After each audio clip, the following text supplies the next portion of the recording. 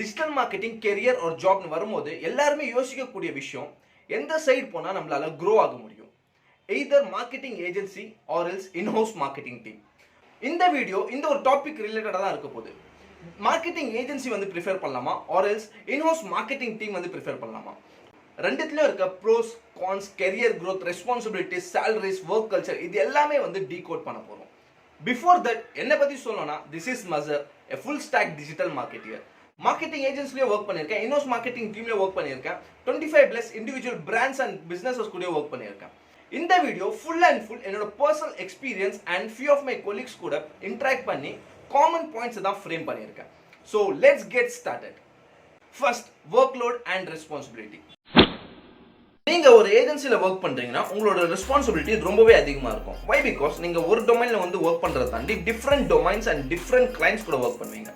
அப்படி ஒர்க் பண்றதுனால உங்களோட ஒர்க் லோட் அதிகமா இருக்கும். பிளஸ் டெய்லி உங்களோட ஒர்க் ஷெட்யூல் வந்து ப்ரெடிக்டே பண்ண முடியாது, இட்ஸ் அன்பிரெடிக்டபிளா இருக்கும். ஸோ லிட்டரலா சொல்ல போனா நீங்க ஒரு மல்டி டாஸ்கிங் பண்ற மாதிரி இருக்கும். இதே ரெஸ்பான்சிபிலிட்டிஸ் வரும்போது entire marketing plan, strategies, budget இதெல்லாமே மேக் பண்ணணும். அட் த சேம் டைம் நீங்க கொடுத்த டைம் லைனுக்குள்ள ரிசல்ட்ஸ் வந்து ப்ரொடியூஸ் பண்ற மாதிரி இருக்கும். இதே இன்ஹவுஸ் டீம்னு வரும்போது அங்கே ஒரு பிராண்ட் கொண்டு தான் நீங்கள் ஒர்க் பண்ணுவீங்க. ஸோ தட் உங்களோட ஒர்க் லோட் வந்து கன்சிஸ்டண்டாக இருக்கும். ப்ளஸ் உங்களால் ஈஸியாக ப்ரெடிக்ட் பண்ண முடியும். ரெஸ்பான்சிபிலிட்டின்னு வரும்போது ரெகுலர் பேசிஸில் நியூ ஐடியா, ஸ்ட்ராட்டஜிஸ் எல்லாமே மேக் பண்ணும். ப்ளஸ் இன்டர்னலாக நிறைய டீம் இருக்கும், product team, sales team, management team, இவங்க எல்லாருக்கூடயும் நீங்கள் கொலாபரேட் பண்ணி ஒர்க் பண்ணுற மாதிரி இருக்கும். எனக்கு டிஃப்ரெண்ட் ப்ராஜெக்ட்ஸ்ல ஒர்க் பண்ணணும், பிளஸ் ஒர்க் எல்லாமே ரொம்பவே சேலஞ்சிங்கா இருக்கணும், அந்த மாதிரி பர்சனா இருந்தீங்கன்னா then agency is the best for you. இல்ல என்னோட ஒர்க் வந்து கன்சிஸ்டன்டா இருக்கணும், பிளஸ் ஒர்க் லைஃப் பேலன்ஸும் இருக்கணும், அந்த மாதிரி யோசிச்சீங்கன்னா you better go with inhouse team. நீங்க ஒரு ஏஜென்சில ஒர்க் பண்றீங்கன்னா டே பை டே உங்களோட growth உங்களாலேயே ஃபீல் பண்ண முடியும். Different domains and different clients கூட ஒர்க் பண்றதுனால நிறைய விஷயத்தை லேர்ன் பண்ணிக்க முடியும், நிறைய எக்ஸ்போஷரும் கிடைக்கும். சேம் டைம் ஏஜென்சின்னு வரும்போது it's kind of collaborative culture. நீங்க நிறைய பீப்புள் கூட கொலாபரேட்டிவா ஒர்க் பண்றதுனால உங்களோட கிரியேட்டிவிட்டி லெவல் உங்களால இம்ப்ரூவ் பண்ணிக்க முடியும். இதே நீங்க இன்ஹவுஸ் டீம்னு வரும்போது நீங்க ஒரே ஒரு பிராண்டுக்கு ஒட்டி தான் ஒர்க் பண்ணுவீங்க. ஸோ தட் உங்களுக்கு எக்ஸ்போஷர் அவ்வளவா இருக்காது. பிளஸ் ஒரு சில ரெஸ்ட்ரிக்ஷன்ஸ் இருக்கும், அந்த ரெஸ்ட்ரிக்ஷன்ஸை தாண்டி உங்களால பெர்ஃபார்ம் பண்ண முடியாது. ஸோ அதனாலேயே உங்களை நீங்க அப்கிரேட் பண்ணிக்கிறதுக்கு கொஞ்சம் கஷ்டமா இருக்கும். பிளஸ் உங்களோட கிரியேட்டிவிட்டி லெவலும் வந்து இம்ப்ரூவ் பண்ணிக்கிறதுக்கு கஷ்டமா இருக்கும். என்னோட ஒர்க் ஸ்டேபிளா இருந்தா ஒண்டி போதும்னு இருந்தீங்கன்னா then inhouse team is the best one. இல்ல நான் டெக்னிக்கலா ரொம்பவே ஸ்ட்ராங் ஆகணும், நிறைய விஷயத்தை லேர்ன் பண்ணிக்கணும், இந்த மாதிரி ஒரு லேர்னிங் ஆட்டிடியூட் இருந்ததுன்னா then agency is the best one. Inhouse டீம்னு வரும்போது typically it's 9 to 5 job. Business ஹார்ஸ்ல ஒண்டி தான் உங்களுக்கு ஒர்க் இருக்கும். எக்ஸப்ஷனல் கேசஸ்ல மேபி உங்களோட டைம் எக்ஸீட் ஆகலாம், but most of the time நீங்க பிசினஸ் ஹார்ஸ்ல ஒண்டி தான் ஒர்க்கே பண்ணுவீங்க.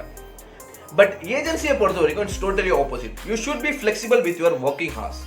சம்டைம்ஸ் உங்களோட ஒர்க் முடிஞ்ச அப்புறம் கூட நீங்க வீட்டில் போய் ஒர்க் பண்ற மாதிரி இருக்கும். சப்போஸ் நைட் டைம்ல கிளைண்ட்ஸ் கால் பண்ணி ஒரு கிரியேட்டிவ் அர்ஜென்ட்டா ரெடி பண்ணணும், இல்ல கேம்பெயின்ல வந்து எரர் இருக்கு, அந்த எரரை வந்து ரெக்டிஃபை பண்ணணும்னு சொன்னாங்கன்னா ஆஸ் எ சர்வீஸ் ப்ரொவைடரா நீங்க நோ சொல்லவே முடியாது. ஆப்வியஸ்லி நீங்க ஒர்க் பண்ற மாதிரி தான் இருக்கும். நீங்க 24/7 ஒர்க் பண்ணணும் அவசியம் இல்லை, but you have to be work ready for all the time.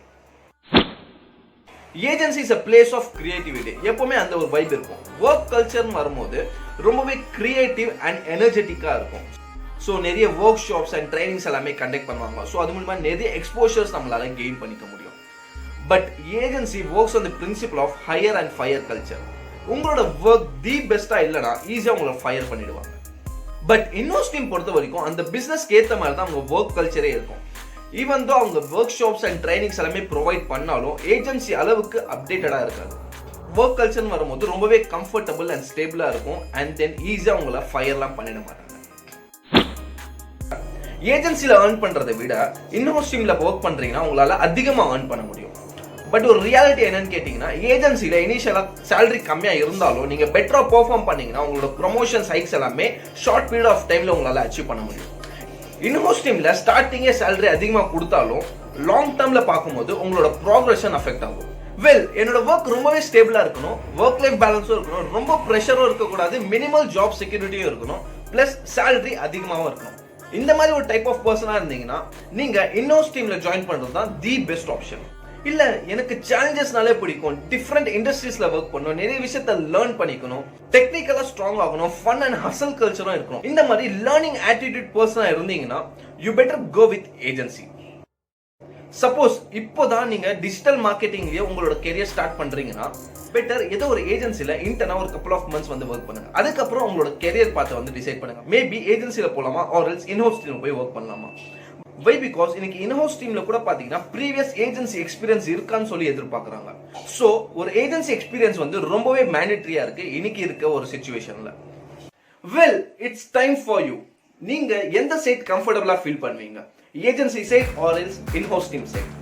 எதுன்னு சொல்லி மறக்காம கமெண்ட்ல லீவ் பண்ணுங்க. பிளஸ் வேற ஏதாச்சும் பாயிண்ட்ஸ் நான் மிஸ் பண்ணிட்டேன்னு சொல்லி ஃபீல் பண்ணீங்கன்னா please leave your comment. Coming டேஸ்ல அதை பேஸ் பண்ணி நான் வீடியோஸ் மேக் பண்றேன். Until then, Mazhar signing off.